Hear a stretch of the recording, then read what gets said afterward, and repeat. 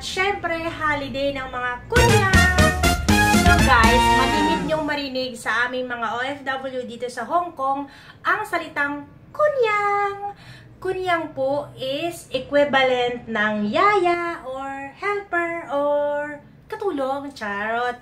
Tapos yung iba naman, tinatawag kaming cheche, which is, ang ibig sabihin is, cheche or kache is ate.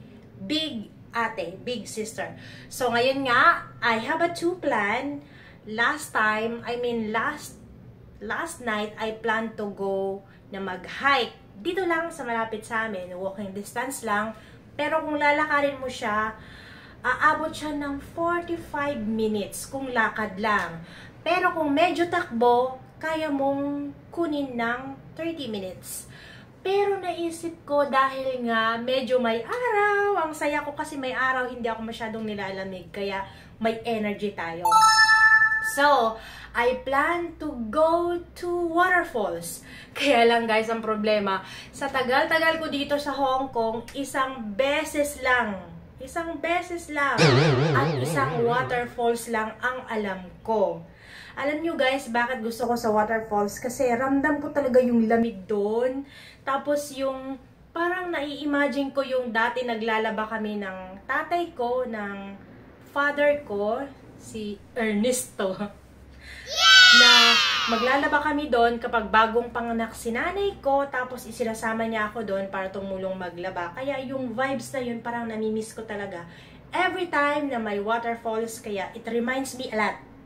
So guys, samahan niyo ako na mga desisyon, pero bago po niyan, ipapakilala ko sa inyo or ipapakita ko sa inyo yung aking kwarto. Guys, it's been a week. No, 2 weeks na siguro. Sa hospital ako ng 1 whole day. So baka sa susunod na vlog, ikukwento ko sa inyo kung bakit ako napunta sa hospital.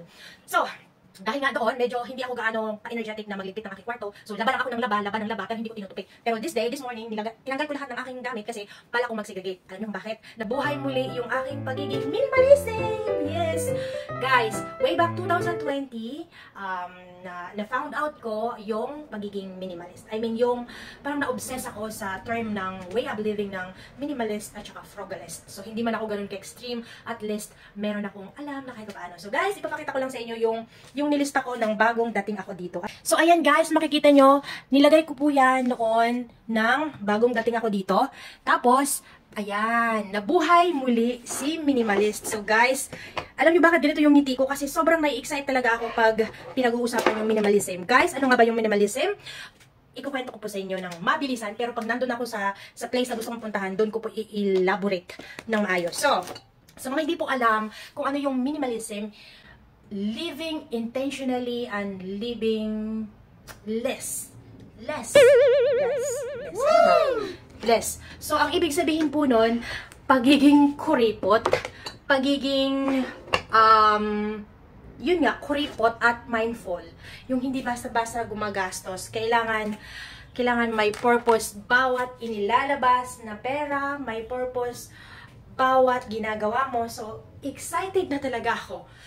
Guys, let's go. Samahan niyo ako kung saan ako pupunta kasi pagkagaling ko doon, pagkabalik ko dito, maglilinis na ako ng aking kwarto. Hindi muna ako maglilinis ngayon kasi it will consume so much time kasi isi-segregate ko nga siya. So, hindi ko siya maisesend sa Pinas kasi sobrang mahal po ang bayad sa box. So, imagine nyo, sa isang box, nagbabayad kami ng, I think, mga 800 sa extra large. Tama ba ako? Nakalimutan ko na kung magkano yung bayad sa pagpapabox. Tapos, kung i-convert nyo yan sa peso, so, let's say, sabihin na lang natin 800, no? 800, no? Times 7.20 man lang. So, ayan. Oh my God. 5,760. So, yung, kung ipapadala mong box ay mga damit lang, mga used na damit, tapos mga abubot lang, why you have to spend so much money? Kung tutuusin, yung 5,000 plus na yan, pwede ka namang bumili ng damit dyan sa Pilipinas. Mga bago pa, diba? Maliban na lang kung meron talagang matinding purpose kung bakit kailangan mong mag-send, katulad ng kung meron kang phone na kailangan ipadala, whatsoever, basta maging mindful po tayo. So, guys, again, mahaba na yung video ko. Mamaya ulit! So, ayan. Ang dami kong tambak na damit. Kailangan ko nang mag-segregate talaga. So, guys, pipiliin ko na maayos. Isa-isahin ko yan mabaya. By the way, let's go.